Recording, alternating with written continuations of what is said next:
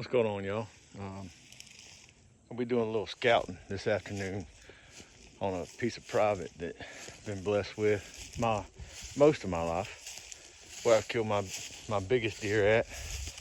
But they just cut a whole bunch of timber on the lot next to us, so I'm curious to see if it's affected the main travel path that these deer like to take through here. So come along with me, stick around, let's see if we can find anything.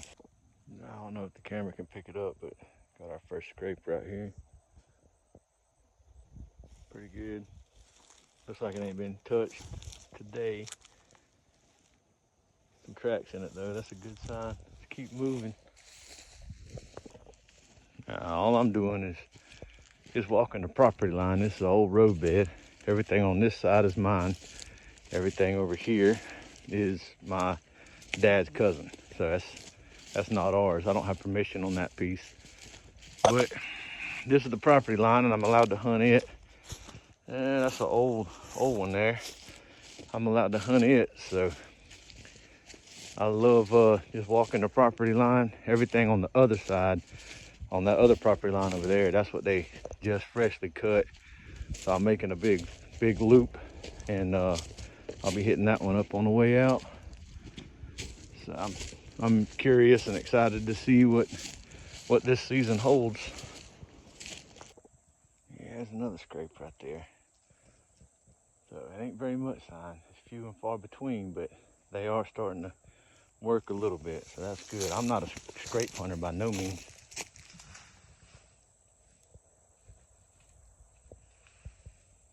Just jump one. Y'all hear him? Just jumped him. So, but anyway, like I was saying, I ain't a scrape hunter by no means, but I do use them to work on trailing stuff.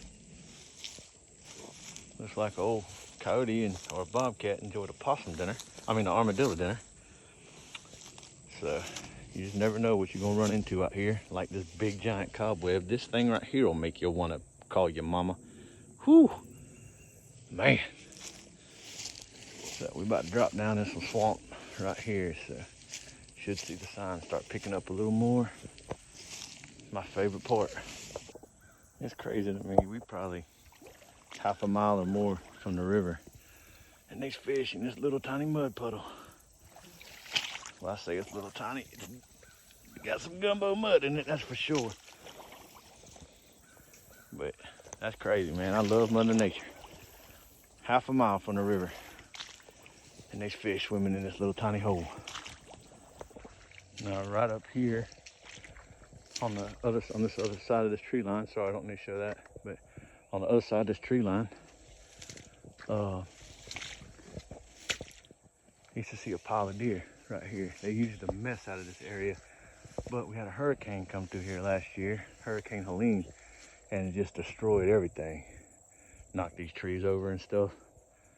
And I'm about to walk back in here and see what I can see. Now there's a trail going through here right here.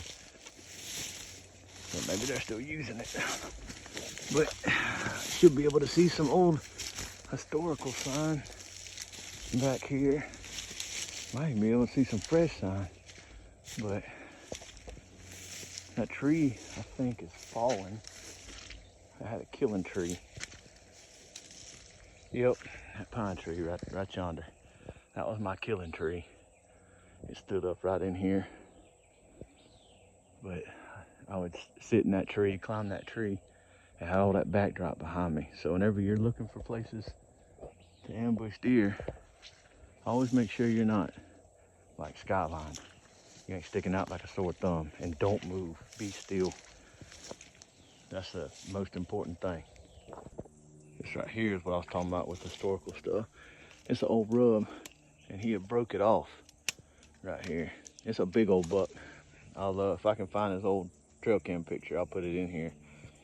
But he was massive, and he loved this area, tore it up. I didn't kill him, but I killed his little brother. Got him 2 years ago. Didn't really hunt this place much last year because of the hurricane.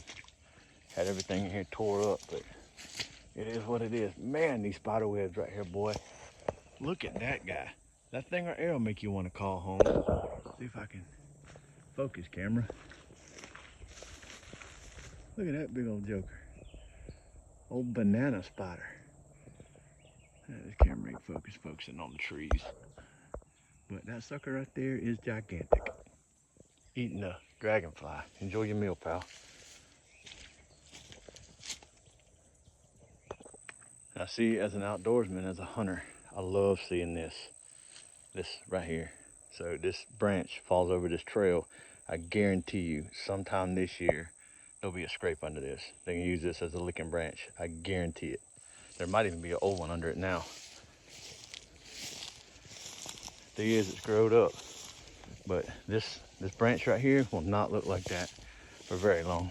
As soon as they start firing up, it'll be on then. There's a old rub right here. You done broke the top of it out. So that's a good sign. Well, we made it through it. Only got a couple spiders on me. Let's keep on keeping on. Man, this sucks. We about a mile back here now. Almost a mile, 9/10 of a mile. And I've reached the spot on this property where the river sloughs start. Hey man, this back here used to be just huge oak trees, beautiful. It was growed up under it, but like deer would feed back here. I've seen a pile of deer, killed a pile of deer back here. And it's just, that hurricane come through and it's just impassable now. I have to go around it. I could get through it, but I wouldn't be quiet getting through it. Like there's no access in it, which sucks because I know the bucks are bedding in this. Like I know the deer are bedding in using this, which is fine. I can hunt the edge of it, find a way to peek in there. So if you ever come up to something like this and you can't get in it quietly, your best bet's not to trudge in there blowing it out. Just find a way to look inside of it. Find a way to peek in it. You can see these trees back here behind me. All these out here in front of me. I mean, you see that blue sky. Let me show you. See this blue sky right here? All of that used to be trees. You couldn't see through there. All the way back to this big timber, way back there. That's where the river's at. So I'm gonna back out, try to find me a spot to go around it, and then check out the other side of the property. I would love to get down to the river, but I don't know if it's gonna happen.